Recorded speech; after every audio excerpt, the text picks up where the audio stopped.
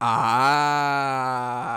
we are live. Welcome back to Takes by Fans. We got a great show for you today. As always, we are live every single day at noon Eastern. If you want to watch live, head over to takesbyfans.com/watch. If you want to watch but not live, head over to our YouTube channel, Takes by Fans. We post all of our shows and clips of the show there on a daily basis.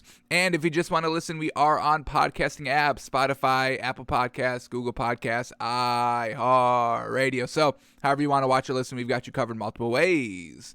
All right, today's a big old Saturday, folks. We got NFL kicking off tomorrow with that glorious Sunday full of NFL football, folks. 1s, 4s, 8 o'clocks. So we got about 24 hours until that kicks off. But today on the show, we're just going to be doing our NBA Daily 10, updating our NBA Power Rankings, and then walking through the playoff machine. We love doing this. We did it last season. We're going to continue to do it this year as well.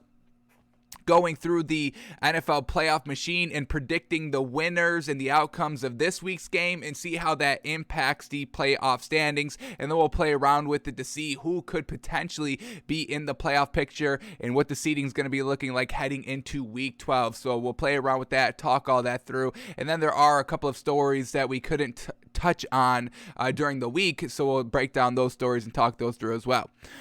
So let's get 10. No, actually, let's get 15. Let's put 15 minutes on this NBA Daily 10 clock here. A lot of games on in the NBA last night, so we'll boost the clock up an extra 5 minutes. We'll probably still go later than 15 minutes, but we'll see if we can get it in 15 minutes. So here we go. 15 minutes on the clock here. Next 15 minutes uninterrupted basketball talk of what just happened yesterday in the NBA. And the clock starts now. Alrighty. A lot of close games in the NBA last night. Let's start here with Pacers at the Hornets, and Pacers in a close game, and they lose. Womp, womp. Classic Pacers, still classic Pacers. But well done for this Hornets team getting the win, 121-118. Let's start here with the Hornets since they got the win. LaMelo Ball, 32 points. Man, oh man, what a performance. 8 assists, 11 rebounds. He had an offensive rebound as well. 32, 11, and 8, folks. A plus 14 on the floor, highest plus margin of the team. And LaMelo Ball is looking absolutely fantastic. And if you give me the choice to have LaMelo Ball or Lonzo Ball, I'm taking LaMelo. He's the more efficient, consistent shooter. They're both great passers, but I think LaMelo has a little bit more of a flashier, little bit of a better kind of momentum shifting pass, if you will.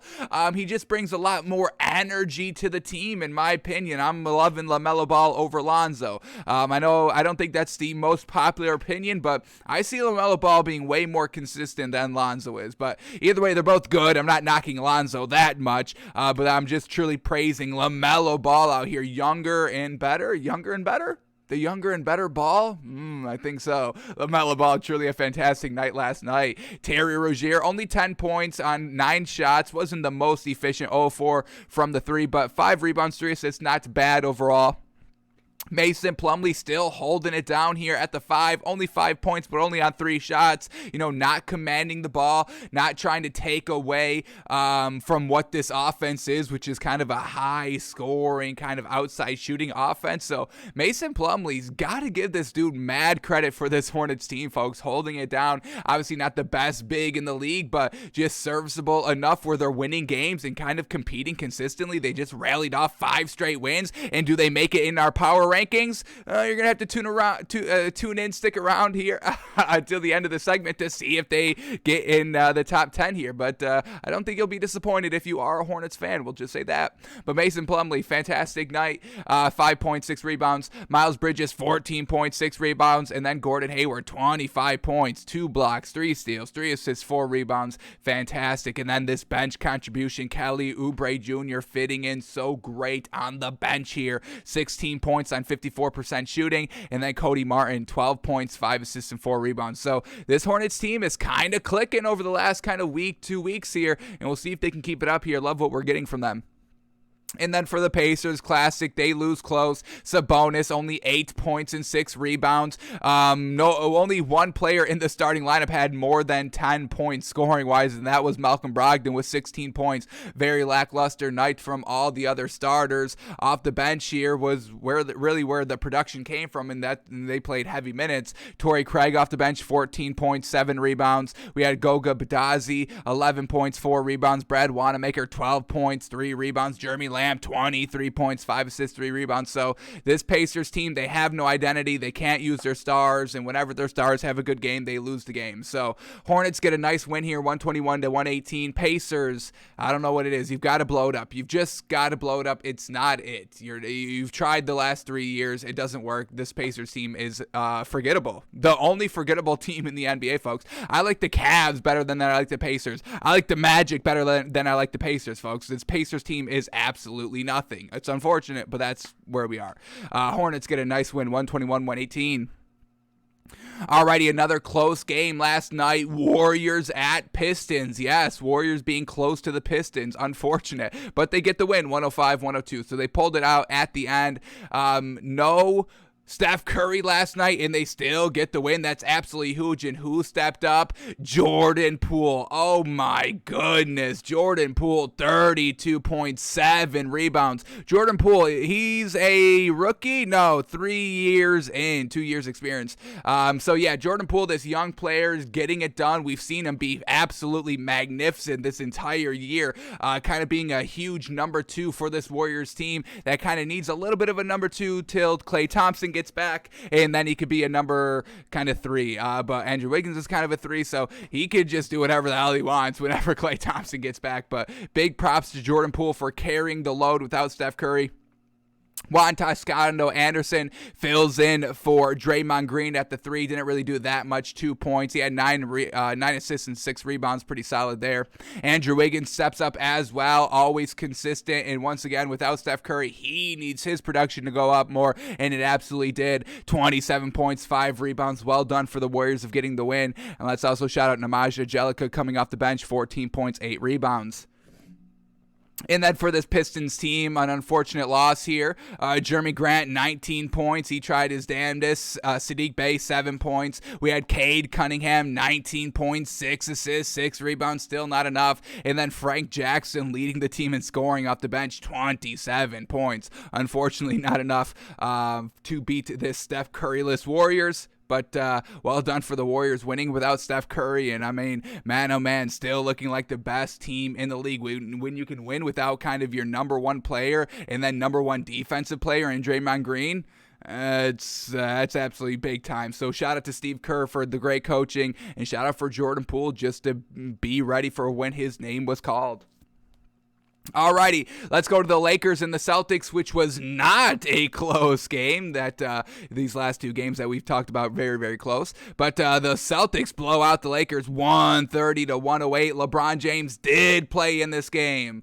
Yes, you've heard that right. LeBron James did play last night. He had 23 points, 6 rebounds, 62% on 16 shots. Still not enough to get the win. Russell Westbrook, 12 points. And we've seen Russell Westbrook play good without LeBron James. First game back with LeBron James, and he's kind of back to floundering and not doing anything great. 12 points, 6 assists, 4 rebounds. Not terrible overall, but not that efficient. 38% on 13 shots. He only had 2 turnovers as well. Clean that up and still get the loss. Avery Bradley, 6 points. Anthony Davis at the 5, 31 points, 6 rebounds. And then Talen Horton-Tucker, only 2 points on 6 shots. He only scored the 2 points from the free throw line. Carmelo Anthony, 13 points off the bench. Malik Monk, a solid 9 points, 2 assists. Could have been a little bit better out there, minus 20 on the floor. The worst plus minus. But yeah, a big lackluster game here for the Lakers, not winning game 1 with LeBron James back. And you lose to the Celtics. How do you lose to the Celtics team? It's not like this is a great team. I don't even know if I call this team a good team. Jason Tatum has really been stepping it up with Jaylen Brown out of the starting lineup. So we'll give them that, but man, oh man, the Celtics team put up 130 big ones last night. Marcus Smart, 22 points, 6 assists, 8 rebounds. Dennis Schroeder, 21 points, 6 assists, 6 rebounds. Al Horford, 18 points, 4 rebounds, 4 assists. And then Jason Tatum, 37 points and 11 rebounds. So this Celtics team, don't ask me how they're doing it, but they're better without Jaylen Brown, and I don't get it. It doesn't make any sense to me, but having Marcus Smart and Dennis Schroeder in the starting lineup, the offense is kind of moving the ball a little bit more now that you only have one ball dominant player in Jason Tatum and not two with Jason Tatum and Jaylen Brown. So this is what the Celtics are doing. What do they got in their last 10 here? The Celtics team 6-4 in their last 10, and I'm almost certain that Jaylen Brown has not played in the last 10 games out here. So I don't know how it works, but it's working for the Celtics team. So I guess we can't knock them too much out here. They're still not getting kind of their bench involved too much. That's not the change. It's just the starters are all playing better and a little bit more freer without Jaylen Brown on the floor. I don't get it, but that's what we're getting. That's what we're seeing, but that's what it is. Celtics get the win, 130-108 with LeBron James on the floor.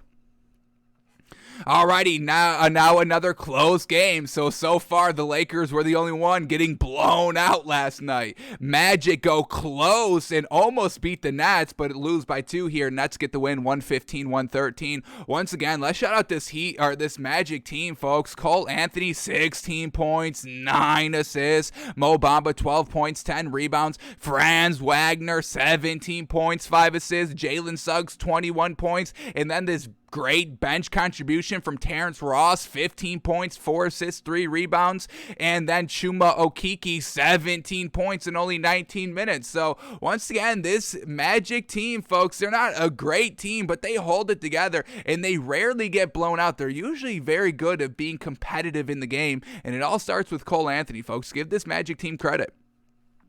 And then for the Nets, no Kevin Durant, so James Harden has to step up, and he really did. 36 big old points, 8 assists, 10 rebounds, truly leading the charge. Still no Joe Harris, so Patty Mills is still in at the 2 here, and he's still getting it done. I really am kind of expecting maybe Patty Mills stays in the starting lineup. He's been absolutely great here for this Nets, and maybe move Joe Harris down to the bench. It'd be interesting to see what they do.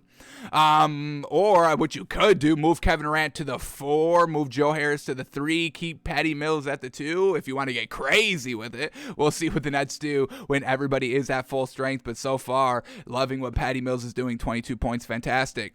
Blake Griffin still at the 5, 6 points, 6 rebounds. Bruce Brown still at the 4, 6 points, 3 rebounds, and then DeAndre Bembry filling in at the 3 for Kevin Durant. Only 7 points on 7 shots, not really what Kevin Durant does. Solid bench performance by James Johnson, 17 points, 4 assists, 10 rebounds, and LaMarcus Aldridge, as always, 15 points, 5 rebounds. So the Nets pull out a close win, 115-113 over the Magic. Alrighty, next game up here. Once again, another close game here. Thunder at the Bucks, and the Bucks get the win, 96-89. For the Bucks, Chris Middleton still back. Giannis still back. It's still now only without Brook Lopez, but we know Bobby Portis is fantastic filling in at the 5. So this is, when we can start to expect the Bucks winning more consistently. When they didn't have Chris Middleton and Brook Lopez, that's fine. Don't win consistently. We're not going to hammer this team too much. So they're back to kind of basically at full strength, and they're winning games again, which is great to see because I really do like what this Bucks team is really kind of is with their main starting 5. But Drew Holiday, 10 points, 4 assists, 3 rebounds. Grayson Allen, only 11 points, a little bit lighter, but a plus 14 on the floor. Definitely give him that. 2 of 5 from 3, decently efficient. So Grayson Allen still getting it done. Bobby Portis at the 5, 17 points, 13 rebounds, fantastic. Giannis, 21 points, 7 assists, 19 rebounds. And then Chris Middleton, 16 points, 8 rebounds. Off the bench, we get Semi Ulaje, 12 points, George Hale, my apologies. George Hale scored 12 points and 2 rebounds last night. So Bucks get a nice win. And then for the Thunder, Luguentz-Dort doesn't have a 30-piece game, so that's why they lose. Luguentz-Dort only 10 points. He had 6 rebounds, but 30% on 13 shots and 2 of 7 from 3. Not the most efficient. Shai Gilgeous-Alexander led the team in scoring, 17 points, and that's why they lose when your leading scorer is putting up 17 points. Not the greatest. So well done for the Bucks getting back on track, and hopefully they can keep it up this winning pace. All right, next game up here is the Clippers at the Hornets, or not the Pelicans. Clippers at the Pelicans, and the Pelicans get the win here, 94-81. An unfortunate loss here for the Clippers, who basically had everybody. Nicholas Batum's back in the starting lineup here. We were close of taking this game, but the game time decisions of Nicholas Batum kind of kept us away from it. And at the end of the day, Nicholas Batum does play, and they still lose. So glad we stayed away from this, and this is why they lost. Reggie Jackson, 4 points on 18% shooting. Eric Bledsoe, 7 points on 30% shooting. We've seen both of these guards kind of get great scoring production the last kind of week, 2 weeks to really bolster their wins. And unfortunately, we couldn't get that scoring production from the guards. And we know this team isn't the deepest, so didn't have that much help off the bench. Paul George, only 19 points, a little lackluster overall for what he has been doing. Overall, he's been doing great. This isn't a knock, but this is why they lost last night. 19 points on only 30% shooting on 26 shots. Not the greatest. He had 6 assists, 7 rebounds, which is great, but overall, just an overall lackluster scoring game from the Clippers last night. And then the Pelicans getting a win here. Valanciunas, 26 points, led the team in scoring like we've been seeing all season long. 13 rebounds as well to go along with that. Brandon Ingram, 17 points, 12 rebounds, 5 assists, a plus 21 on the floor, the highest plus minus of the squad. Fantastic. Josh Hart, 19 points, 10 rebounds. Fantastic contribution from him. And then off the bench of Kira Lewis Jr., 16 points, 4 assists, 4 rebounds. We'd love to see this Kira Lewis Jr. have a bigger role for this Pelicans team coming off the bench. So we'll see if he can keep up this great level of work. But well done for the Pelicans to get a win against a good Clippers team. All right, then we get the Bulls at the Nuggets here, and the Bulls get the win, and this was one of our picks from last night. Our only pick from last night. We had the Bulls. What do we have them at? +3? I believe it was +3. Let me see if I can quickly see what this line closed at last night. It was either 1.5, 3. Bulls -3. Bulls -3. They win by 6. So, yeah, bingo, bango. We hit it regardless of whatever the heck the spread was.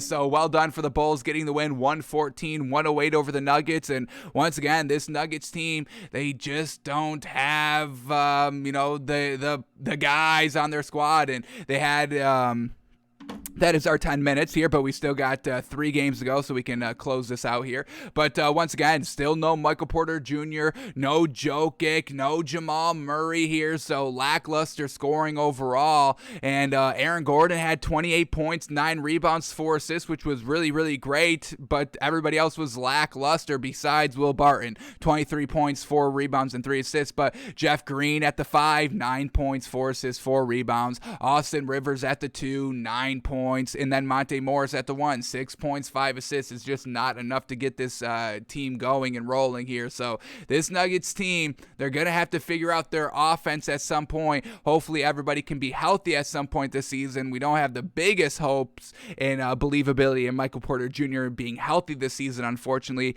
And I think that is going to be their downfall. And once again, what the hell is this Nuggets team doing not playing Bobo? You don't have Jokic, you don't have Michael Porter Jr. You're lacking a little bit in the height department without those 2 players. And Bobo gets 0 minutes? 0 minutes? Why? It's so maddening. It's maddening, folks.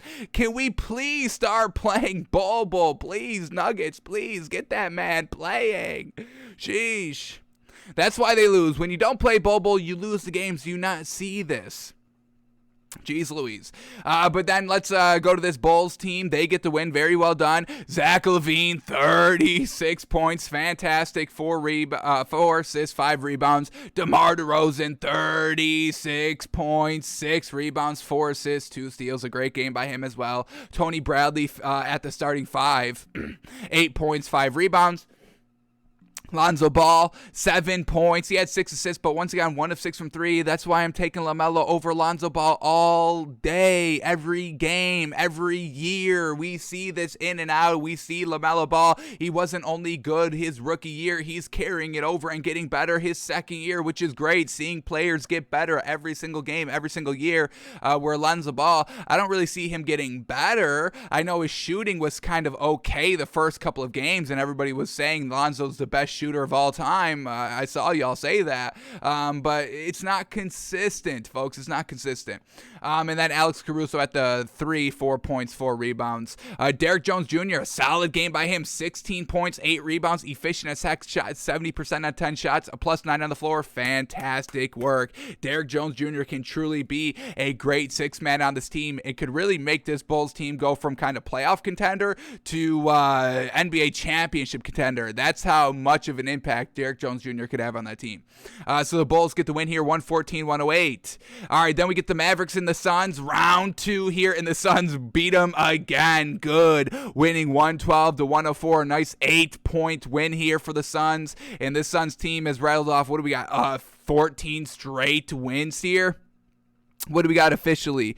Suns, 11 straight wins. Sheesh, man. And beat a solid Mavericks team back-to-back. So well done for the Suns. Chris Paul, 18 points, 14 assists. Fantastic. Devin Booker, 19 points. DeAndre Ayton still in the starting lineup. Fantastic. 8 points, but 17 rebounds. Jay Crowder, 5 points. And then McCall Bridges, 19 points, 4 rebounds. And then the bench scoring here for the Suns, a huge reason why they're rallying off 11 straight games. Yes, it's Devin Booker and Chris Paul, but you need this bench doing what this bench has been doing. Cameron Johnson, 13 points, 4 rebounds. Cameron Payne, 10 points, 4 rebounds. JaVale McGee, potential 6th man of the year, 14 points, 6 rebounds. So great bench production. 3 players all with 10+ points. That's absolutely amazing. And the Suns are able to beat the Mavericks again. Now, for this Mavericks team, no Luka Doncic, unfortunately, so Jalen Brunson filling in at the 1 here. 18 points, 10 assists, a really great night by him. Tim Hardaway Jr., 18 points, 4 rebounds. He shot 2 of 10 from 3, 33% on 21 shots. Definitely could have been more efficient. Dwight Powell still playing the 5 because Porzingis refuses to, unfortunately. So Dwight Powell, 2 points, 4 rebounds. Porzingis led the team in scoring, so we'll give him that. 23 points, 12 rebounds, 2 assists, 2 steals, 1 block. Not a bad game overall. And then Dorian Finney-Smith, 12 points, 3 rebounds. Unfortunately, no great bench production here, and that was a reason why that the Mavericks were, lost again to the Suns. And then the last game of the night here, Raptors at the Kings, and the Raptors get back on track, winning 108-89 over the Kings. Love seeing this by the Raptors. Fred VanVleet, 13 points, 6 assists, 3 rebounds, great night. Gary Trent Jr., 23 points, 4 rebounds. He's been real consistent out here ever since he's got in the starting lineup, so we love seeing that. Kem Birch at the 5 here, 10 points, 9 rebounds. Pascal Siakam still playing the 4, and he had 32 points, 8 rebounds. Well done. And then Scotty Barnes, his first lackluster night of the season, 2 points. He had 6 assists and 7 rebounds, which is good. We'll give him that, but he shot 12% on 8 shots. Not exactly what we're looking for. So well done for the Raptors. And then for the Kings, what do we got? Buddy Hield still off the bench, shooting 12 threes, 3 of 12 from the 3, 10 points. De'Aaron Fox, 17 points, 3 assists. Davion Mitchell, still not really not coming out of the league to a hot start out here. Davion Mitchell still coming off the bench here, 5 points on 20% shooting and only 4 assists. So unfortunate, the Kings just don't. I don't know. They just don't have an identity. They've got too many players.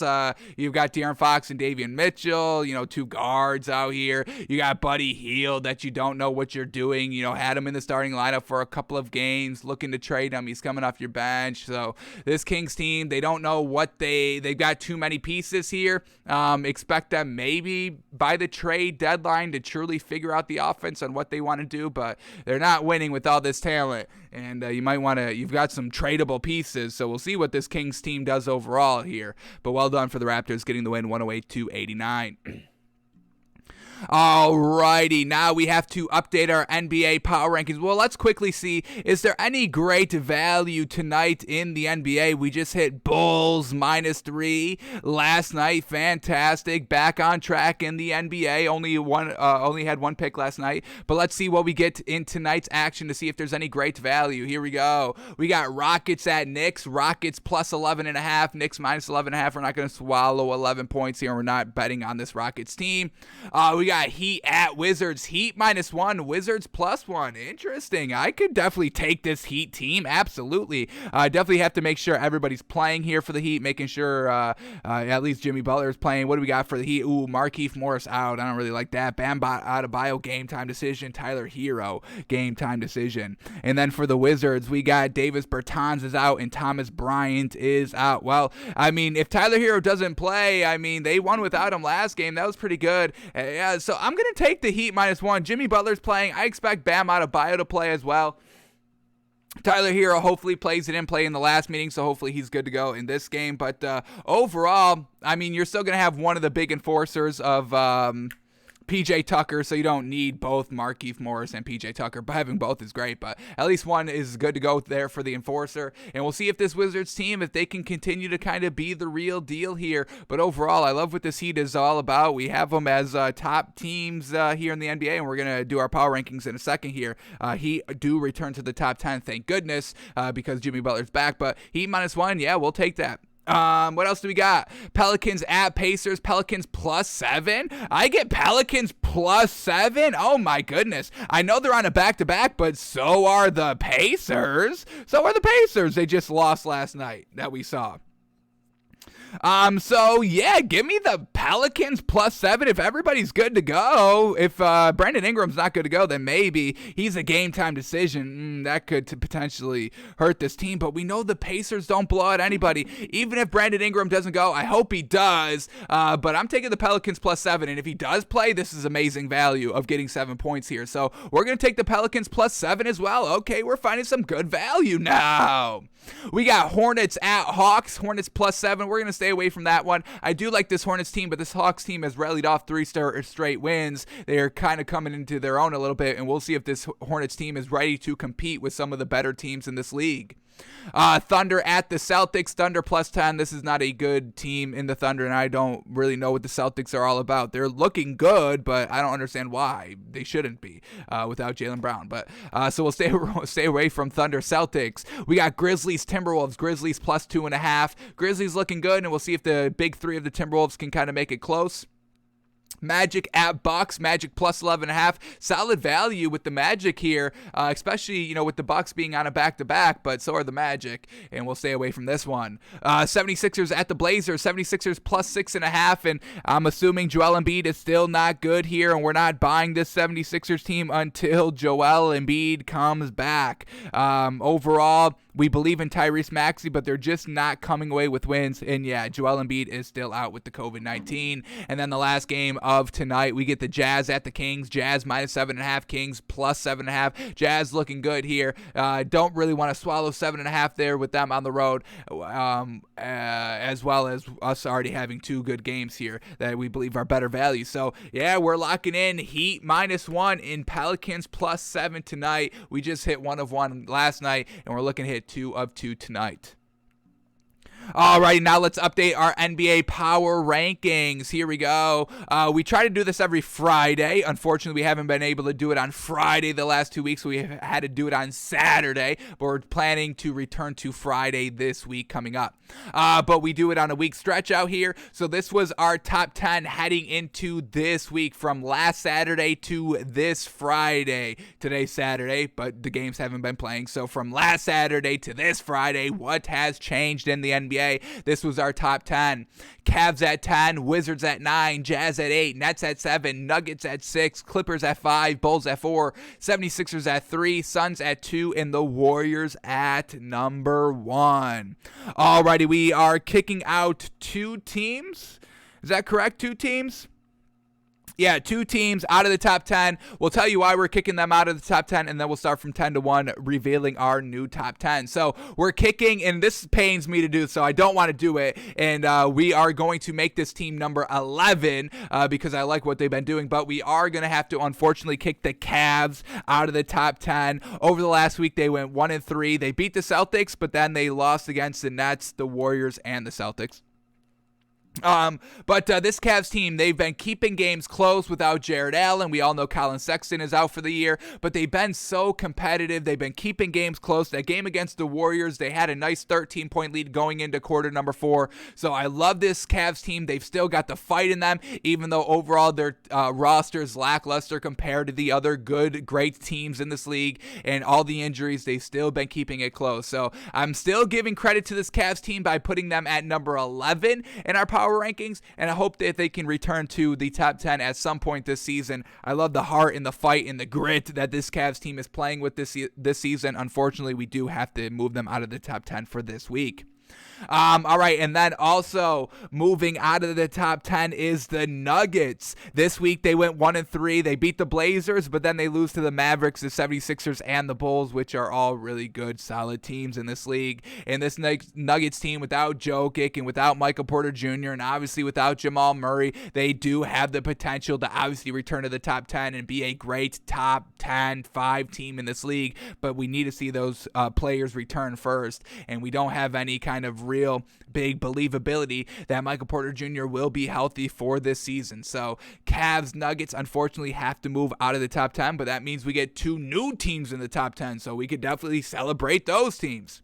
But let's start at number 10, work our way up to number 1, and see what these top teams in the NBA are doing this season. Alrighty, so new number 10 team, new team in the top 10 here. We're going to go the Hawks. What a great stretch here. They've won 3-0 this last week. Fantastic. They beat the Bucks, the Magic, and the Celtics, and they were all kind of blowout wins, all at least 10-point wins, and I think 2 were 20-plus point wins here. So Hawks slowly getting back on track here, and we'll see if this Hawks team is legit here. We'll put them at number 10, see what they do this week. They have to move out, we'll move them out, but if they have to move up, and if they're turning a corner, we obviously know that this Hawks team is great. We saw them last year. So far this season, out to a slower start, but a nice 3-0 week here. You got to start somewhere to turn it around, and we'll see if the Hawks are the real deal or not, and see what they do in this week's stretch. But well done for the Hawks. We move them to number 10. Alrighty, number 9 team, we are going to keep the Wizards here at number 9. Went 2-2 this last week. They beat the Magic and the Pelicans, not the greatest wins, and then they ended up losing to the Hornets and the Heat. And now we know this Heat team is fantastic with Jimmy Butler, and this Hornets team has really been solid this last week. So this Wizards team, they're still good, and are they still top of the Eastern Conference, or are they number 2 now? What do we got? Oh, no, they dropped all the way down to number 4. How unfortunate. With this 2-game losing streak. They had number 1 for a little bit. So this Wizards team, they've got to start beating the kind of better teams a little bit more consistently. Once again, not ready to take out this Wizards team 100%. We're still getting great games from Bradley Beal. Kyle Kuzma, for the majority, is looking really good this season. So we'll give this Wizards team one more shot, but we have to see them really step it up this week. We'll keep them at number 9. All right, new number 8 team here. And a new team in our power rankings, we've got the Hornets at number 8. What a week. They're on a 5-game winning streak. This last week, they've went 3-0. They beat the Warriors. They beat the Wizards. They beat the Pacers. Some great wins, obviously, with the Warriors, and some solid kind of tier 2-ish teams here of beating the Wizards and the Pacers. So well done for the Hornets. LaMelo Ball looking absolutely fantastic. Gordon Hayward's being that consistent scorer, and then big shout out to Mason Plumlee getting it done at the 5. So this Hornets team, what a week, what a stretch here, and we'll see if they can continue to keep it up, continue to start beating some of these great teams in the league, and if they continue to do so, we will continue to move them up. Welcome back to the top 10, Hornets. Alrighty, number 7, we are going to keep the Nets here at number 7. Over the last week, they went 3-1. They beat the Thunder, the Magic, and the Cavs. Not the greatest teams overall, and then they ended up losing to the Warriors, unfortunately. Steph Curry went manic. But, you've got Kevin Durant, you've got James Harden. That's seeming to be enough for the most part. Yes, they kind of got a little blown out by the Warriors, but we know the Warriors are kind of the best team in the league. So the Nets are making it work without Kyrie Irving. Kevin Durant's having a phenomenal season so far. So gosh dang efficient. And then we just saw James Harden last night by his lonesome get it done. And then Patty Mills, what we've been seeing out of him ever since he's kind of been in the starting lineup, helping out tremendously out here. And we'll see if Patty Mills can be the 3 to the big 3 for this Nets team. Nets at number 7. Alrighty, new number 6 team, and we're moving this team back a little bit, one spot. We're moving the Clippers down to number 5 to number 6, and it's not 100% on them. This week they went 2-2. They beat the Timberwolves and the Spurs, ended up losing to the Bulls and the Grizzlies here. But overall, Paul George is looking really, really solid out here. Eric Bledsoe has been a little inconsistent this last week. Same thing with blanking on the name. Same thing with Reggie Jackson, just a little bit lackluster on what we've been seeing them do for this entire season. So we're not moving this team back one spot, not 100% on them just losing. And like we said, Eric Bledsoe. And I just lost this man's name again. Reggie Jackson being a little bit lackluster here. So we'll move them back one spot. But overall, I'm really loving what we're getting from this Clippers team. Not the most talented roster overall. I mean, being compared to, these other teams on this list of all having multiple superstars and having some good benches. This Clippers team, it's really just Paul George kind of leading the charge and then getting some good performances by Eric Bledsoe. And I just forget, why can I not remember this man's name? Reggie Jackson. It's Reggie Jackson. But yeah, just Reggie Jackson and Eric Bledsoe. They've really been very, very solid out here and contributing tremendously for what Paul George has been doing. So those kind of mini big 3 for the Clippers have been very entertaining to watch. They've been competitive all season long. So we're going to move this team back one spot here, but we're still loving what we're getting from the Clippers. So we move the Clippers to number 6. All right, new number 5 team out here, moving this team up here. We've got the Jazz at number 5. This last week, they went 2-1. They beat the 76ers and the Raptors, lost to the Heat, but we know the Heat are the best team, one of the best teams in the league, and we'll see that in a second. But overall, this Jazz teams are so gosh dang deep. The addition of having Rudy Gay now, holy moly, just puts them to a new tier. But, obviously Jordan Clarkson coming off the bench, obviously a great scorer. Hassan Whiteside off the bench as well, fantastic. Joe Ingles off the bench. Like we said, you could run like a starting 5 just off the bench here for the Jazz. Rudy Gay, Hassan Whiteside, Jordan Clarkson, Joe Ingles. I mean, you've got the bigs, you got the shooters. I mean, what else do you need on this Jazz bench? And that's just a bench. And then they've got Rudy Gobert, and they got Bogdanovich, and they've got Donovan Mitchell. I mean, this is truly a complete team out here. They're starting to put some nice wins together, and they're just an overall, they're definitely I would say the deepest team in the NBA. We move the Jazz up to number 5. Alrighty, number 4 team, we're going to keep the Bulls here at number 4. A solid week, went 3-1. They beat the Clippers, the Lakers, and the Nuggets, ended up losing to the Blazers, but they're looking really good without Vucevic at the 5. They're making it work with just DeMar DeRozan and Zach LaVine. We've seen Lonzo Ball not have the greatest game the last kind of 2-3 games, but they're still coming away with some solid competitive games and winning some games without, kind of, obviously they're big, and then Lonzo Ball just not being the greatest. So Zach LaVine, DeMar DeRozan putting up multiple 20+, 25+ point nights there consistently. So this Bulls team, they've got, their core 4, their elite 4, but they're working without some of their pieces out there and still getting the job done. So Bulls will stay at 4 here for now. New number 3 team. We did move the 76ers out as well. They are also out, and they're out because no Joel Embiid. They need Joel Embiid definitely. We still love what they've got besides Joel Embiid, but truly Joel Embiid brings this entire team together, and they win consistently with Joel Embiid on the floor. We still love what Tyrese Maxey's been doing, trying to kind of carry the bulk of the offense without Joel Embiid at the 5, just coming up short here in some wins here, but we do have to move them out, and soon as Joel Embiid comes back from the COVID-19, we'll definitely get this team back in the top 10, no problem. But here we go, new number 3 team. We are going to go the Heat, and yes, they've came from not being in the top 10 to back in the top 10, and the only reason they weren't in the top 10 was because Jimmy Butler was not playing, and Jimmy Butler is really the glue that brings this Heat team all together. They're winning without Tyler Hero as long as Jimmy Butler's on the floor. This last week, they went 4-0 because Jimmy Butler's back. They beat the Jazz, the Thunder, the Pelicans, and the Wizards. Jimmy Butler's playing flawless basketball. Bam Adebayo's being aggressive. We get PJ Tucker being that big beef and enforcer that this team truly relies in. Markieff Morris as well.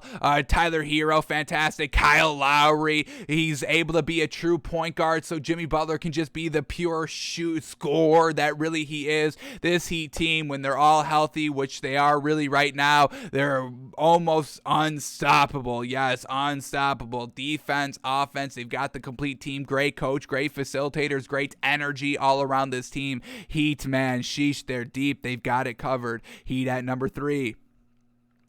And then for our number 1 and 2 team, we are keeping them at 1 and 2. Warriors will keep number 1. Suns will keep number 2. Both having great weeks. Obviously, this Suns team has rallied off 11 straight wins. They've started, 1 and 3, 0 and 3, whatever it was. Rallied off like 11 straight wins out here, and is looking like what we saw from the Suns last year of making the finals. Chris Paul, Devin Booker, DeAndre Ayton. DeAndre Ayton's into the mix, and they were winning games without DeAndre Ayton. That was looking real gosh dang good by the Suns. And then the Warriors, it's Steph Curry, and we just saw Jordan Poole step up with no Steph Curry last night, and they still get the win here. So Suns looking absolutely amazing. Suns rallying off 11 straight wins here to be number 2. This is number 1 and number 2 in the Western Conference out here. So we'll keep them at the respective positions for one more week and see if the Suns can make some ground up to try to reach that number 1 seed, and we'll see if the Warriors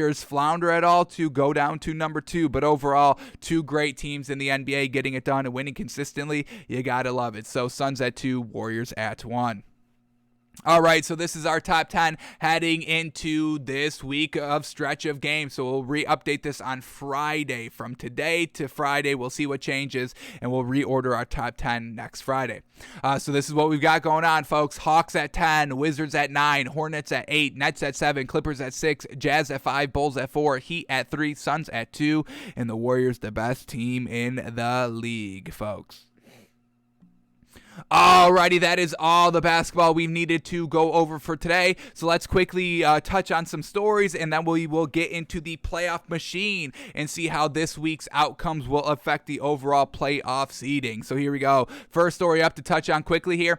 Unfortunate Khalil Mack's season is over. How truly unfortunate. Bears coach Matt Nagy on Khalil Mack's season-ending foot injury says, quote, "I know he's frustrated because he's such a competitor, and we know the Mack attack beast Khalil Mack. He came into the scene hot in the NFL. One of the best edge rushers coming from a smaller school, UB, University of Buffalo, big name and all that. And he comes onto the scene here in the NFL and truly gets it done for the Raiders. And unfortunately, he is out for the rest of the year with a knee injury. And it's truly unfortunate. I mean, he's been having a really good season out here. Already 6 sacks overall here this season, so kind of on pace for 12, since we're already kind of at the midpoint of the season. And, the most he's had in a year is 15. He's had 12 once, so, this would have been his kind of third highest if he was continuing the trajectory this year. So they're truly going to miss him. He's never really injured that much. He missed 3 games in 2018. That was it, his first year in Chicago. And now this year in Chicago, going to miss the rest of the season. So the Bears defense going to take a little bit of a blow there, and hopefully Khalil Mack, once he's healthy next season, can stay healthy and return to great form that we've seen this man play with. So Bears defense taking a little bit of a hit with Khalil Mack being out for the rest of the year. Alrighty, another player that's going to be out for this week, not the entire year, but out this week. The Cowboys placed wide receiver Amari Cooper on the COVID-19 list. Oof. So the Cowboys offense is going to take a little bit of a hit, just a little bit. They still got great pieces all around, and we are still going to be taking the Cowboys plus 2.5 points here. Let's see if the spread has changed any now that this news has broke. I'm sure it's probably changed to 0.5 point. Amari Cooper is definitely a high-profile, great player for this Cowboys team that could move the line to 0.5 point. So I would expect the Cowboys line to go from plus 2.5 to plus 3. Let's see what we get officially here. And wow, it's staying Cowboys plus 2.5. Real interesting. So I don't know if that spread, when we looked at it, already factored in this or whatever it was. But okay, they don't even move the spread without Amari Cooper. It'd be interesting to see if they move the line if it was CeeDee Lamb, because we do see CeeDee Lamb's getting a little bit more of the attention just because Amari Cooper is getting locked up by the number 1 corner, which frees up your number 2 and 3 and all that. But we still believe in the Cowboys offense with Ced Wilson and CeeDee Lamb, and then the running backs of Zeke Elliott and Tony Pollard, and then obviously Dak Prescott can get the ball to whoever. He doesn't need the tier 1 wide receivers to win a game. So just a little unfortunate out here. No Amari Cooper this week for the Cowboys in a big game against the Chiefs. Hopefully this doesn't play too much of a factor in this game overall. Alrighty, and then we get this. Steelers quarterback Mason Rudolph was preparing as if he'll start this week against the Chargers, saying, quote, "It's just the nature of being a backup quarterback right now." Well, don't get too excited, because it is official that Big Ben is going to play. He's off the COVID-19 list. He's going to be good to go. They don't have to resort back to the worst quarterback in the NFL, Mason Rudolph, who threw the ball 50 times last week, put up 16 points at home, and tied the game, throwing the ball 50 times. Mason Rudolph is absolutely atrocious, and I'm so glad for the Steelers fans that they don't have to endure another full game of watching Mason Rudolph be the most lackluster, garbage quarterback in the NFL, folks, besides Josh Rosen. He's not the worst quarterback in the NFL. Josh Rosen is truly just putrid, and Mason Rudolph is trash as well, but what Josh Rosen does is wow, woof, truly woof. So Mason Rudolph, you almost got us, but thank goodness you're back to being the backup. So, moral of the story is that Ben Roethlisberger is good to go, thank goodness. And let's see, did that spread change at all? Steelers minus plus 5.5, and it's Steelers plus 5, so they already kind of knew Big Ben was going to go this week because the line didn't change that much, and we saw the line change 2 full points when the announcement was made last week from Big Ben to Mason Rudolph. The line dropped 2 full points there. All right, what else do we got up here?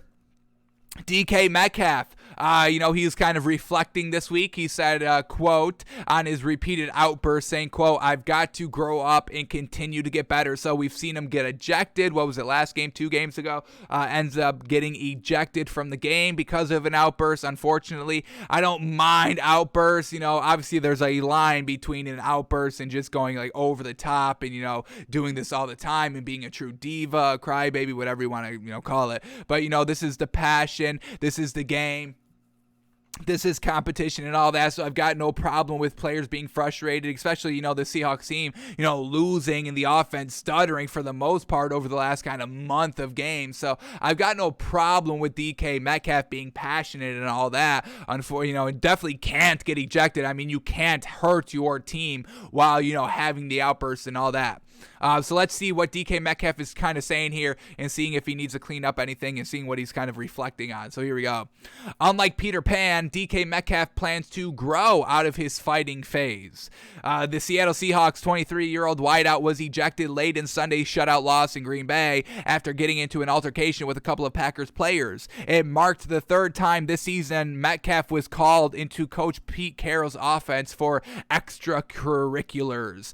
Quote here by Metcalf Metcalf says, quote, "Me and Carroll have talked like 3 times. I think I've had an outburst 3 times this year, so we have talked 3 times, and the conversation has always gotten better.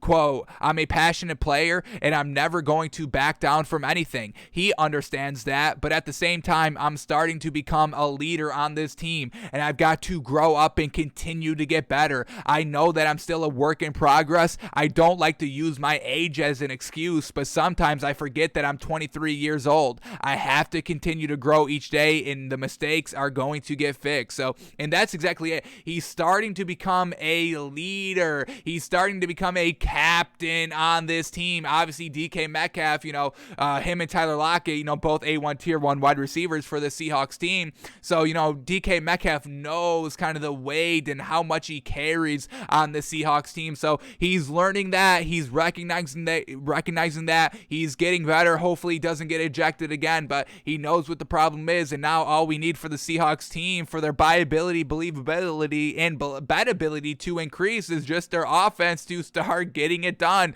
moving the ball and putting up the points. And obviously having DK Metcalf out on the field makes that easier to do. So we'll see just how much DK Metcalf truly grows and continues to grow this season. Hopefully it's not just all talk and we see him getting ejected every game for the rest of the season. So DK Metcalf, folks, don't worry about it. He's got it taken care of, and hopefully the Seahawks offense can get back to what it truly should be, and that's one of the best offenses in the league. Having Pete Carroll and Russell Wilson and Tyler Lockett and DK Metcalf, there's no excuses. There's really no excuses for this Seahawks offense to be as bad as what they are. Alrighty, next story up here. This one's interesting. Lions offensive coordinator Anthony Lynn doesn't view losing play calling duties as a demotion. You don't?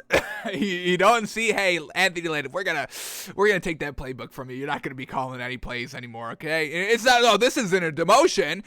No, this isn't a demotion. We're just taking away your voice, your active voice for this team. You've got no input on the play calling. You just work with the offense. Anthony Lynn says, quote, "Coordinating is a lot more than play calling." Okay, but that's the highest honor for a coordinator, is to call the plays offensively, defensively.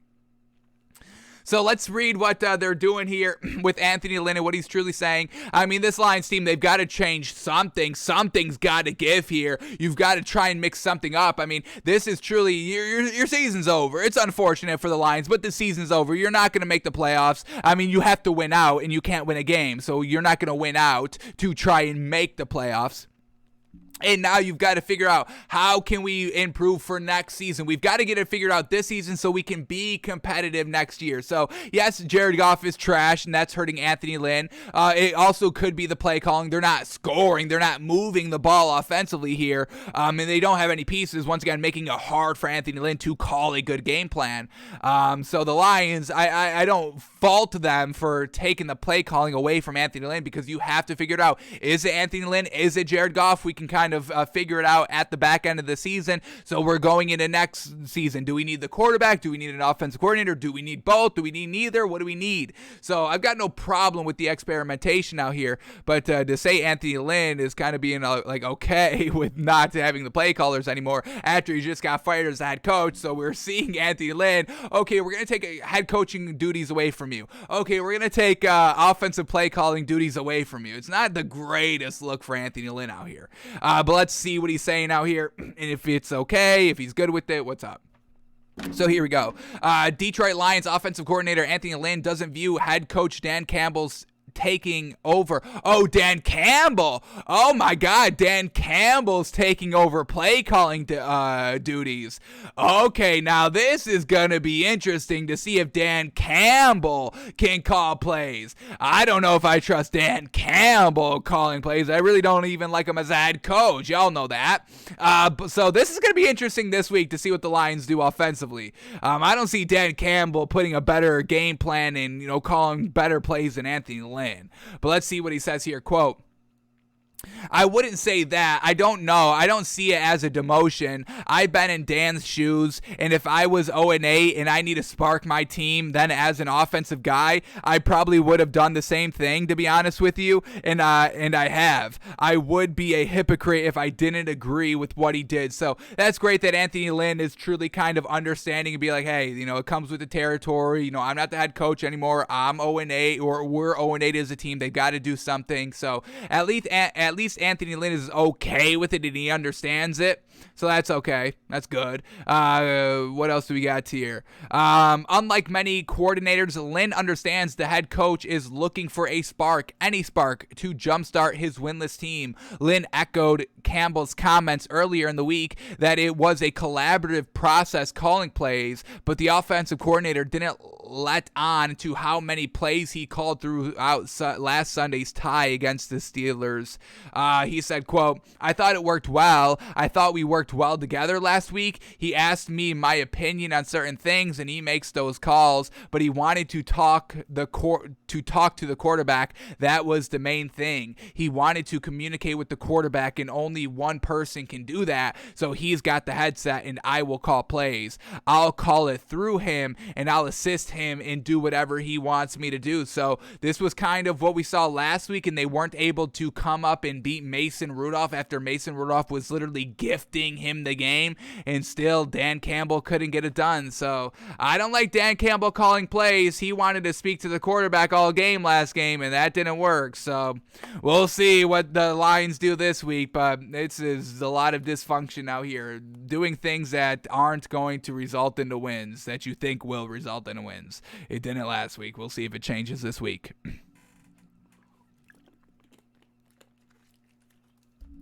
Alrighty, let's talk about Cam Newton a little bit here. I want to quickly read some of these quotes. This is a long article that's not just quotes, but I just want to focus on the quotes to see what these guys are saying out here in Carolina, because we're not buying Cam Newton this week. We're still taking Washington +3 over the Panthers this week. We're not believing in Cam Newton. Yes, he's getting the start, but we're not believing in his accuracy. We just saw it last week. The accuracy was just not there. I doubt it turns around.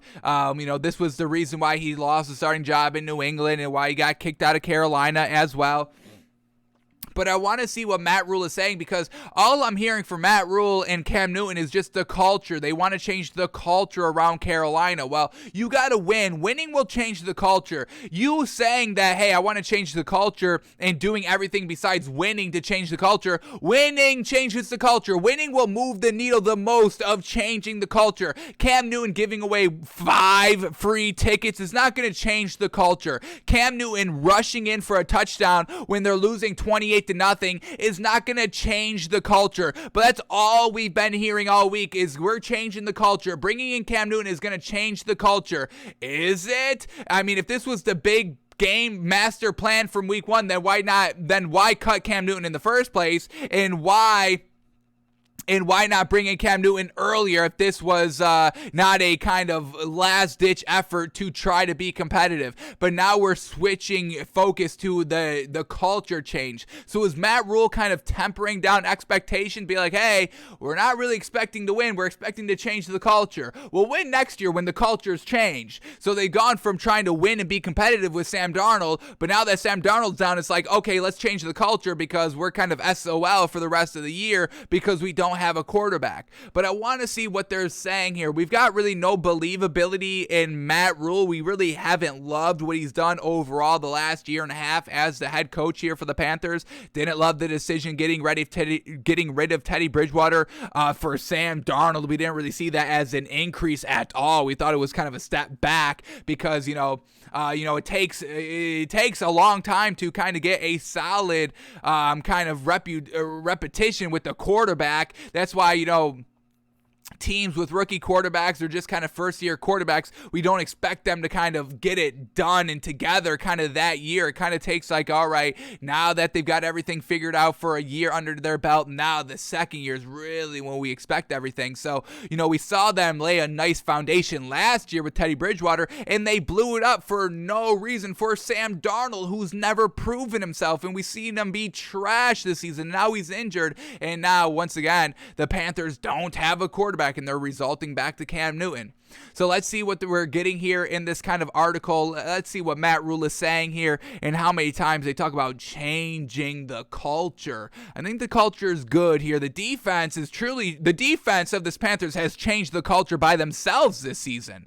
You don't need to keep changing the culture. The culture is fine. But they want to focus on changing the culture. So let's see what we get here by Matt Rule in this big old article. So here we go. We're just going to read some lead-ups to the quotes and just focus on the quotes.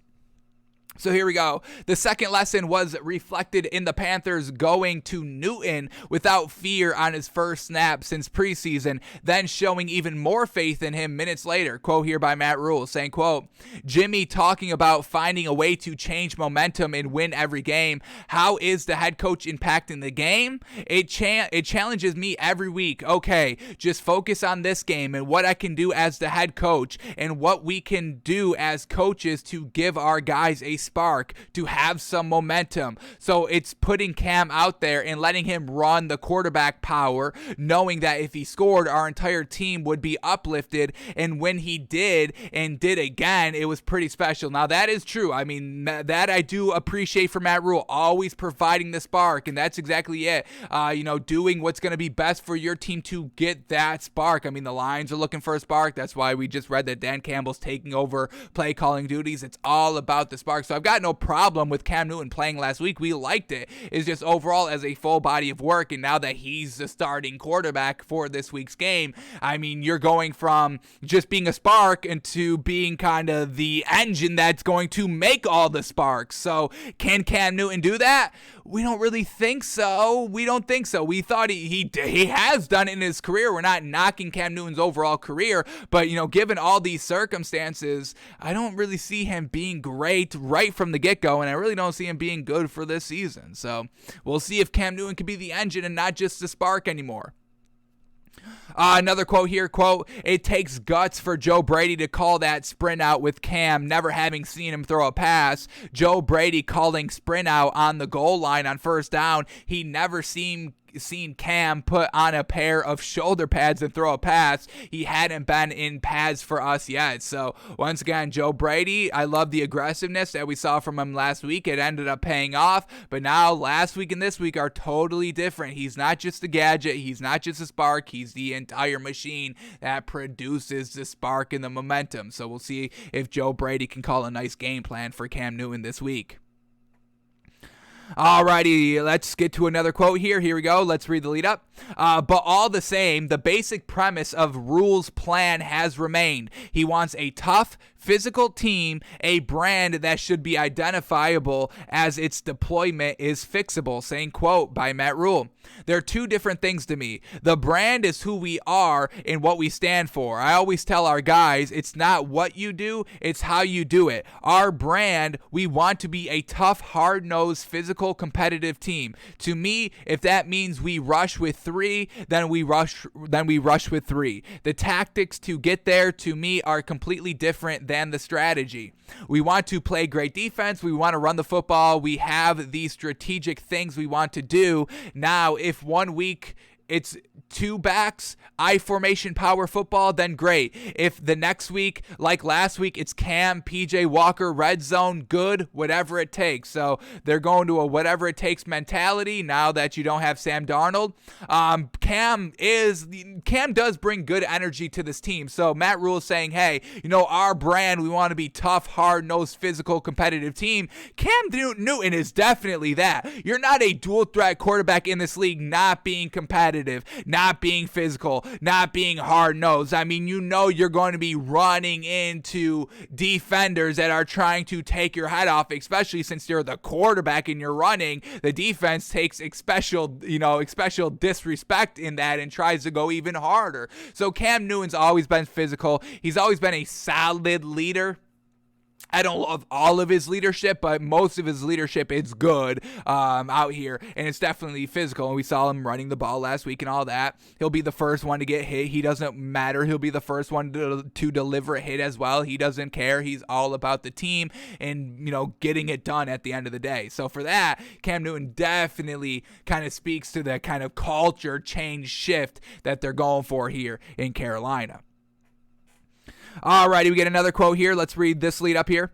The team fought through the 4-game losing streak, and to try to flesh out how that happened, I asked if it's too simplistic to just assume his team had to learn how to win after blowing leads in consecutive games to the Cowboys, Eagles, and Vikings, then fading down the stretch against the Giants. Quote here by Matt Rule says, I don't think it's too simplistic. I think there's stages to it. First, you have to learn how to not lose. That's the first step. You eliminate all the bad football, and that's a step that not many people pay attention to, but bad teams do bad things. So trying to, number one, learn how not to lose and eliminate bad football. Number two, you have to learn how to win. You have to learn how to excel in crucial moments. Bad teams will say, yeah, we lost, but we only lost by 4. Well, that's the difference. It's the 4 or 5 points that matter. So now he's talking about winning. Okay, I just really want to get to the culture that we kind of already touched on. Yeah, he's got any other culture quotes out here? Let's read this one right here. Rule, for his part, has long done things this way because he's had to for most of his career and can even remember it happening with Anderson back at Temple. Anderson left the team in 2014 for academic reasons, and upon returning in 15, Rule put him in at corner, citing a need at the position. 3 weeks later, with the Owls offense struggling and needing a spark, Anderson was back at receiver again, and Matt Rule said this, quote, "You don't do that when you're at Penn State. You don't do that when you're at LSU or at Alabama. When you're at Temple, you have a good player. You're going to utilize them. Nick Sharga was our starting fullback and our backup middle linebacker because I didn't have enough players." Okay, well, this is it. We just really wanted to focus on the culture, and I think we've read those quotes, so I think we're good to exit this article. So just once again, the culture here in Carolina, that's all we've been hearing all week, but at some point, you got to go get it done on the field. Matt Rule saying that, hey, you know, we've got to learn not to lose, and now they're going to have to kind of figure that out with Cam Newton because the offense is going to have to change because we know Cam Newton's not kind of just a gunslinger. He's a dual threat quarterback out here, where Sam Darnold's a little bit more of a gunslinger. He's not a dual threat, so your offense overall is going to have to change, and we'll see if Cam Newton can move the ball offensively, throw the ball offensively, communicate the offense to the other players offensively on this Panthers team and all that. So it's going to be an interesting week. I'm not 100% buying Cam Newton right off the rip. And we get this now. He's going against Ron Rivera. And obviously Ron Rivera knows how to stop Cam Newton. He knows what Cam Newton's good at. He knows what Cam Newton's bad at. He knows what Cam Newton can and can't handle. So this is once again another not great look for Cam Newton this week because you're going against a guy that knows you maybe even better than you know yourself. And Ron Rivera on coaching Cam Newton says, quote, "The thing I always remember too is he hated to lose more than anybody I've ever been around." So he can use that to his advantage, you know, trying to get out to a good start, because if they get out to a good start, Cam Newton is losing. He takes that personally. He tries to do things that he shouldn't be doing, tries to do too much, and then he actively loses the game for the Panthers. So we're kind of still loving Washington +3 out here. Let's see if the line has changed any. I don't think there's any. It's gone up a half a point. Y'all are taking the Panthers here. I think this might be a little bit of a trick trap bet. Now it's at Washington +3.5. Even better value than what we locked in. So not buying Cam Newton, folks. Not going to buy him this week. We'll see if he proves us wrong, and we'll see if the culture has truly changed in Carolina. Alrighty, and that's all. We're not going to talk about this Mike McCarthy. He handed out monkey butt last week before the game against the Falcons, and then they blow him out. So I guess the tactic overall worked. He handed out monkey butt, which is basically just like a de-chafer because they got their ass kicked. Their red asses, you know, you got that ass whooped, you got that ass spanked, your ass turned red, like kind of, you know, a monkey, and then, you know, the monkey butt, that's where it comes from. So it worked overall. I don't know if it's a great thing to do coaching-wise, but it works. So I guess we can't knock it too much, but we're not going to go into this. We've got other things to do. We're going a little bit late, so let's shift gears to one of our favorite things to do on the show. Is play around with the playoff machine, and we're going to do this every week now. We're at the kind of midway, kind of starting towards the back end of the season here in the NFL, where every game is going to matter for just getting into the playoffs, your seeding and all that. So we're going to start doing this probably on every Saturday show, going through the games, selecting the winners that we think are going to win, and see how this impacts the playoff picture. And then we'll play around with just, all right, what happens if this team wins and this team loses? Can this team get in? Because everybody's kind of real close, folks. There's not that much separation in the league. There's, what do we got? There's probably about 3 trash teams. The Lions are not going to make the playoffs. The Texans probably don't make the playoffs. Jets, Jags don't make the playoffs. I think those are probably the 4 worst teams in the league that don't have anything really great offensively or defensively. But then everything else is just kind of right into the mix. Everybody's real close here in the NFL, which is going to truly make the playoff picture in all these games so much more entertaining, so much more competitive, and just so much more weight, because everything is close. You lose one game and that could decide if you make the playoffs, don't make the playoffs, if you're the 2nd seed or the 5th seed or the 7th seed. It's really going to come down to kind of one game at the end of the day. You can go to this website. It's ESPN.com. It's their playoff machine. You just click winners, and then it changes all of this. Whether, if the team wins, obviously it changes for the better, and you all know how it works. You win, your record changes, and you win. You add a win to the win column, folks. We'll play around with this, and we'll also see what the machines say. We've got our video queued up as well, the game picks and win probability and all that, and we'll see what the machines say about the wins as well, and see how they see this week shaking out and what happens with the playoff picture in that regard.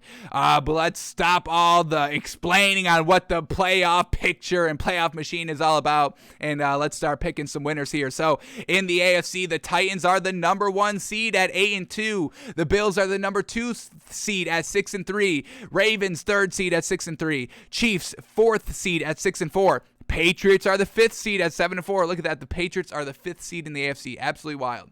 Steelers 6th seed at 5-3-1. And the Chargers the 7th seed at 5-4. And then in the NFC, the Packers are the 1st seed at 8-2. Cardinals number 2 seed at 8-2, Cowboys 3rd seed at 7-2, Bucks 4th seed at 6-3, Rams are the 5th seed at 7-3. Saints are the 6th seed at 5-4, and the Panthers are the final seed, the 7th seed in the NFC at 5-5. So let's talk all through these matchups here, pick the winners, and see who is going to be in the playoffs heading into Week 12. So here we go. First game up here is the Colts at the Bills, and this is a no-brainer, but Bills win this one, no problem, no debate. We love the Bills -7 as well. This Colts team is not good.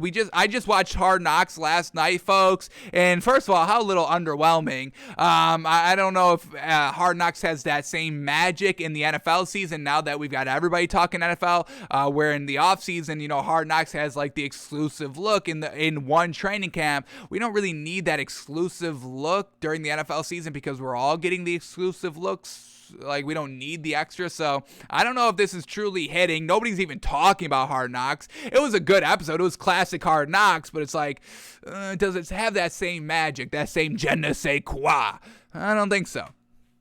But either way, the Colts showed me nothing in Hard Knocks that had me buy this team any better, any more. I don't really love this team overall. Been lackluster all season long. But this Colts team, they can't move the ball offensively. This Bills defense is great. They're going to easily eat up this Colts team. I really don't see this Colts team winning at all. But Bills get the win. They improved to 7-3. Still stay the number 2 seed, but we'll see if anything changes as we start clicking the winners for these other games. So we'll count the Bills get the win here this week. All right, then we get Washington at Carolina, and I like Washington to win straight out. I'm not believing that Cam Newton is ready to run this offense quite yet. I think Washington can take it to him. We just talked about Ron Rivera knowing the essence of what Cam Newton is good and what is not good at, what he can and cannot handle, and I think Ron Rivera will have a special defensive game plan to shut down Cam Newton, and we'll see Taylor Heineke just play game manager and kind of win the game for for this Washington team. Now, we know Carolina has a good defense, but overall, at the end of the day, I'm going to take Taylor Heineke over Cam Newton. So we know that Carolina has the 7th seed coming into this week. Let's see what happens when we click them losing this week. Does anything change? They still say at the 7th seed, but we'll see if anything changes as we click the winners in the NFC and all that. So we're going to say that Washington gets the win this week, folks.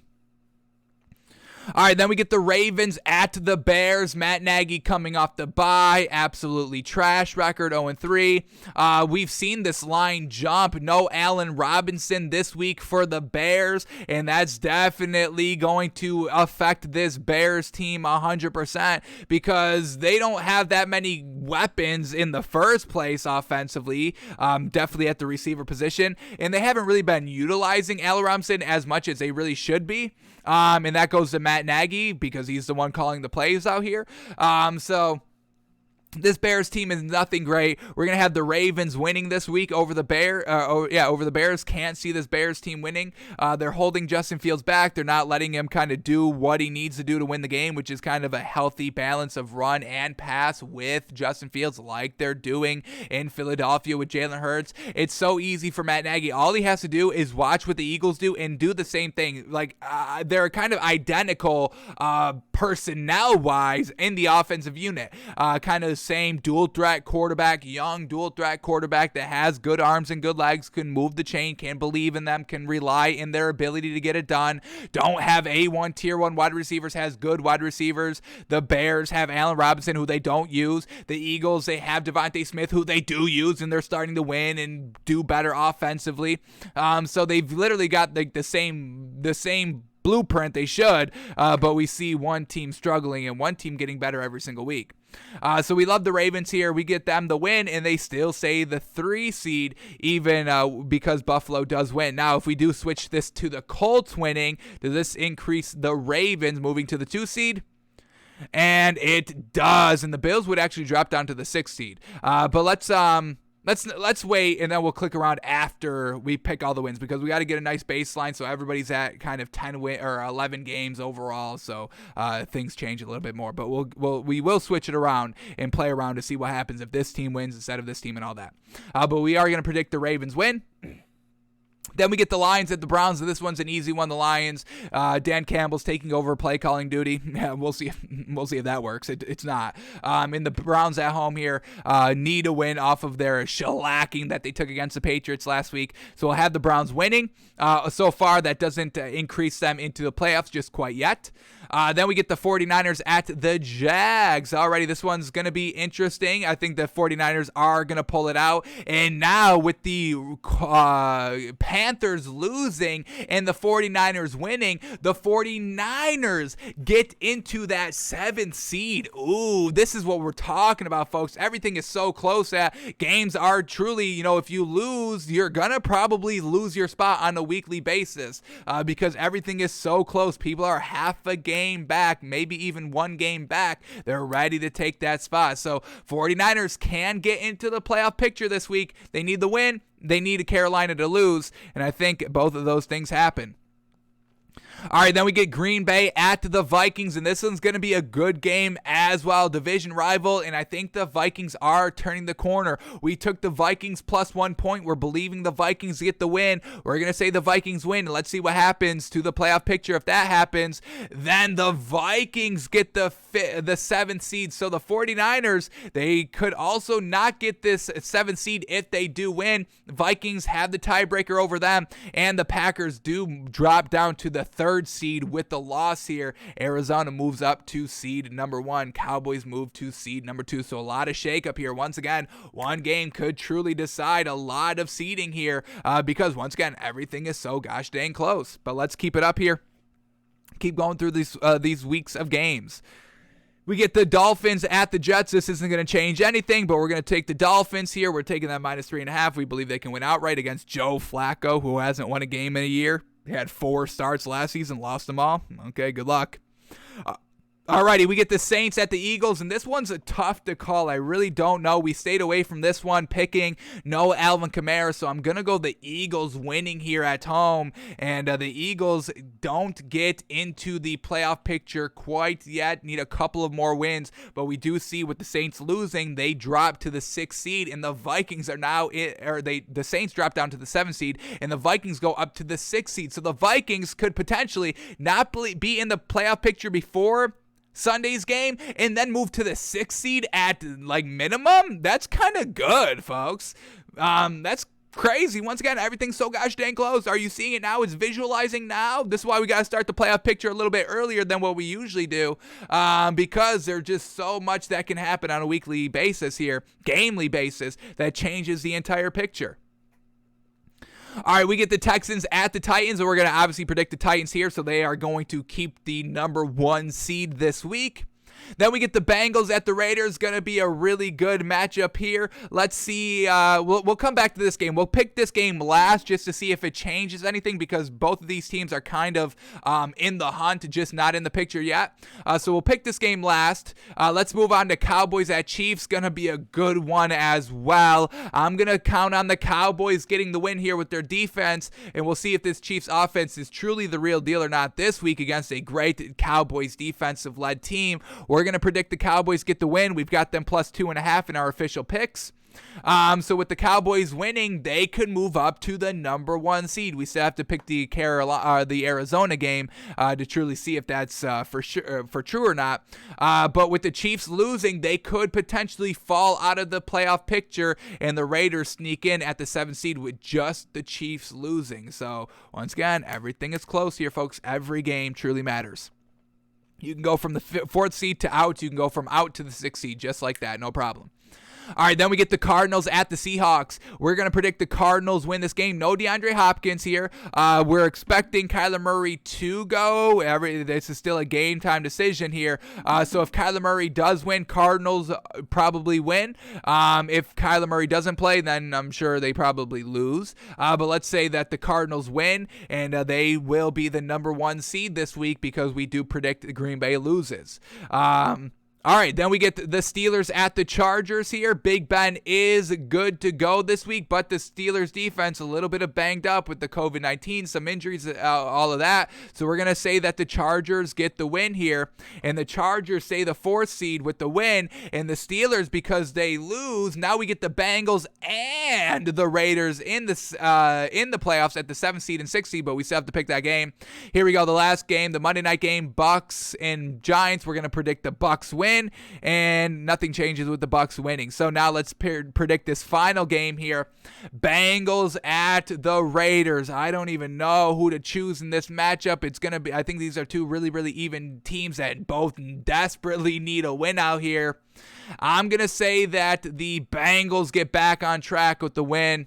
And alrighty, so now that we've got every game predicted on who we believe is going to win this week, we've got the playoff picture set. So in the AFC, Titans still seed number 1, Bills still the number 2 seed, Ravens still the number 3 seed, Chargers improve to the 4th seed, Patriots stay the 5th seed, Bengals go up to the 6th seed, and the Steelers, I believe, stay at that 7th seed.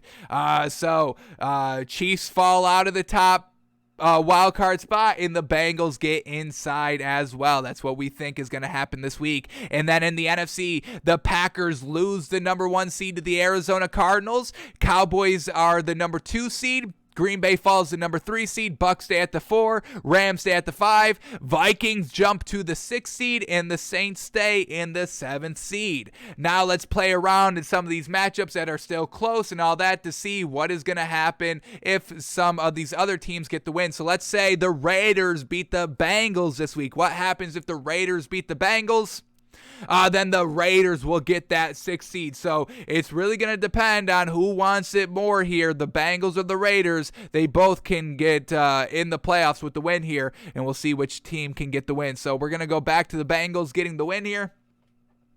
Alrighty, let's see what happens if the Colts pull off a major upset over the Bills. What happens? The Bills could drop all the way down to the 6th seed. The Bangles could go up to the 5th seed, and the Patriots would get the 3rd seed because they'd have the division lead at that point. So the Bills, this is a big game. You could lose the division lead here because the Patriots just won against the Falcons on Thursday. So a big game here for the Bills, and we obviously believe that they can get it done, no problem. All right, let's see what happens with the Panthers. Let's say the Panthers beat Washington. What happens at that point? Panthers get the win. Panthers go to the 6th seed, and the Vikings can still get into the playoffs with the win as well. So Carolina potentially could stay in the playoffs with the win. If the Chiefs beat the Cowboys, Chiefs will stay at the 4th seed. Chargers go all the way down to the 7th seed. Steelers get knocked out. In Green Bay, actually, who do we just move here? Chiefs. All right, yeah, Chiefs. Okay. So that doesn't impact Green Bay. They move up to the 2nd seed. If Green Bay wins, obviously they will still stay the 1 seed. Arizona stays the 2. Cowboys stay the 3. And actually, the 49ers come back into the playoffs with their win and the Vikings loss. So 49ers, if they want to get in the playoffs, they need a win and a loss there by the Vikings because the Vikings hold the tiebreaker, it seems, over them. Alrighty, what else we got? What if the Steelers upset the Chargers? That'd be a pretty big upset. The Chargers would fall out of the playoff picture, and New England would actually fall down to the 6th seed, and the Steelers advance to the 5th seed. So some big movement potentially here for the Steelers. Win or lose, it's pretty much seeming like the Steelers will stay in the playoff picture this week because of that tie, kind of saving them a little bit. But they could go all the way up to the 5th seed, and the Chargers could potentially be knocked out of the playoffs by this week's end. What do we get? What if a big upset? What if the Texans beat the Titans this week? How much of an upset would that cause? That would cause the Titans to stay at the number 1 seed. Really don't see them losing this number 1 seed. The Titans lose, the Bills win, the Ravens win, the Chargers win. The Titans still stay at the number 1 seed. So the Titans, win, lose, or draw, will still be the number 1 seed at the end of this week, folks. Alrighty, now let's head over to what the machines are saying this week. We're not going to talk through this video that much, but we're going to see what the machines say, who is going to win this week, and then we'll see how our playoff picture differs from the machines' playoff picture on these wins. So let me take a picture of this because this is what we expect the playoff picture to look like with all of our wins here. And we will see what happens with the machines takeover. So here we go. First game up here. The machines say that Chiefs win 29-26 over the Cowboys. Okay, we don't agree, but we'll see what happens there. Alrighty, so they say Chiefs win 29-26. Next game up here, the machines say the Packers win 26-22 over the Vikings. So they're not in our same believability that the Vikings are turning the corner and can go toe-to-toe with the Packers here at home. We'll see who's right, us or the machines here. All right, that next game up, they've got the Cardinals beating the Seahawks like we do as well. Smart machines. Okay, then they have the Chargers beating the Steelers 26-21. We have the Chargers winning as well. Smart machines.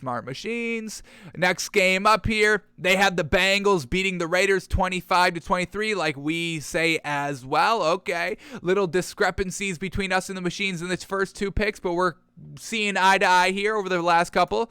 They have the Bucks beating the Giants 29-19. I think that's a little bit of a no-brainer. We hope that the Giants can be a little bit competitive, but we'll see what happens. Hopefully the Bucks can clean up the turnovers as well. All right, then they have the Bills beating the Colts. They say it's going to be a little bit closer than what we say. They have the Bills winning 27-21 over the Colts, where we have the Bills probably winning by about 14 points. We would feel comfortable with the Bills swallowing 13.5 points, honestly. And we'll talk about that on tomorrow's show about odds and all that, last second best bets. So they had the Bills beating the Colts like us. Okay, we can keep going here. All right, then they had the Browns beating the Lions. Yeah, once again, no kind of brainer there. They have the Browns winning 29-17. Okay, they have Panthers beating Washington 25-20. Okay, we don't agree with that, but we will switch it over, see what happens after this big win by the Panthers. They're believing in Cam Newton. The machines are fancy on Cam Newton. Interesting. Okay, then they had the Saints beating the Eagles 23-21. Alrighty, we don't agree with that. We like the Eagles here this week without Alvin Kamara. The Alvin Kamara news broke before or after this video was published, so the machines might be a little bit heavy on Alvin Kamara. But they have the Saints winning 23-21. Next matchup up here, they have the 49ers beating the Jaguars 26-18. Smart machines there. No way the Jaguars win. This 49ers defense just took it to the Rams fantastically. All right, then they have the Ravens beating the Bears 25-21. Once again, smart machines. Overall, the machines are usually pretty smart here. They don't get every pick like the Cowboys that probably pick. They probably miss. All right, then they get the Titans beating the Texans 30-16. Once again, easy pick there. No objections on our side. They have the Dolphins beating the Jets 24-20. Once again, smart machines. Alrighty, a couple more games left here. One more game? Nope, that's the end of it. Alrighty, so now that the machines have their picks in, how do the machines' future compare to our future? So in the AFC, according to the machines, the Titans will have the number 1 seed, which we agree with. The Bills will still stay the number 2 seed. The Ravens stay the number 3 seed. The Chiefs will be the 4th seed, where we say the Chargers will be the 4th seed because we do have the Chiefs losing against the Cowboys. Patriots are the 5 seed. Bangles are the 6th seed, and the Chargers are the 7th seed. So, according to us in the machines, the Bengals get into the playoff picture this week, folks. If you're a Bengals fan out here, it's great news for you. They're getting into the playoffs this week with the win over the Raiders. Alrighty, and then on the NFC side, they have the Green Bay Packers retaining the number 1 seed because they get the win over the Vikings. Then that means the Cardinals are the number 2 seed. The Bucks will be the number 3 seed, and the Cowboys fall to the 4th seed because of the loss to the Chiefs. The Rams stay the 5 seed, so unfortunate news for the Rams here. You don't play this week. So it's, you don't really change your seeding. So I guess that's good news if you're the Rams. You're going to stay put. You're not going to move up. You're not going to move down this week. Saints are the 6th seed, and the Panthers will be the 7th seed because the Panthers get the win over the Washington football team this week. Alrighty, let's say everything is wonky this week. The Colts beat the Bills. The Washington beats the Panthers. The Bears beat the Ravens. The Lions beat the Browns. The Jags beat the 49ers. The Vikings beat the Packers. The Jets beat the Dolphins. We'll say the Saints beat the Eagles. That's an upset. Texans beat the Titans. Raiders are the upset. They are the underdog here this week, correct? Raiders beat the Bengals. Cowboys underdogs beat the Chiefs. Seahawks beat the Cardinals. Steelers beat the Chargers. And the Giants beat the Bucks. What happens if all the craziness that shouldn't happen do happen? What happens then? Well, the Titans still stay the number 1 seed in the AFC. So the Titans are not going to lose their spot. Titans, you do whatever you want this week. You're still going to be the number 1 seed. That feels pretty good. But you can also widen your gap with the win. So definitely try and do that. Steelers could get to the number 2 seed this week. How crazy would that be? Steelers at the 2 seed, Patriots at the 3 seed, Raiders at the 4 seed. Raiders, who could potentially not even be in the playoffs this week, could get to the 4th seed. Ravens at the 5th seed, Bills drop down to the 6th seed, and the Colts drop down or get into the playoffs at the 7th seed. So if you're a Bills fan, it's good. If you win or lose, you're still pretty much in the playoff picture. And then in the NFC, the Cowboys could potentially get that number 1 seed with the win, a Packers loss, and a Cardinals loss. The Cowboys can get that number 1 seed. We hope they can achieve that. Packers would fall down to seed number 2. Cardinals fall down to seed number 3. Saints go to seed 4. Rams still stay at seed number 5. Bucks stay at seed 6, and the Vikings sneak in at seed number 7. So a lot of things could happen this week. The only thing that's really for certain is Titans stay number 1 seed. Yeah, there's no way that this Titans could really lose this number 1 seed this week. So anything that happens, Titans will be the number 1 seed this week in the AFC. Everything else is really up for debate, up for change. Rams being the 5th seed really is kind of in place as well. Those are really the only 2 things that will stay for certain 100% at minimum this week. Alrighty, folks, that's going to do it for us today. Thanks for tuning in. Thanks for watching. Thanks for listening. We are back live tomorrow noon Eastern in our pregame show, going all the way up to about 12:50, 12:55, right up until kickoff, giving you our last second best bets, final thoughts, final bets, all of that, seeing the ins and outs, last second, all that. We'll talk it all through and see what happens, talk some stories, and just have a nice show, nice relaxing show. We'll see what y'all are saying and all that. We'll talk it all through for our pregame show tomorrow. So join us live tomorrow noon Eastern for all that. Thanks for tuning in. Thanks for watching, and we'll see you tomorrow, folks. Have a great one. Enjoy the rest of the day of college football. That's what we will be doing. Alrighty, folks. We are out of here.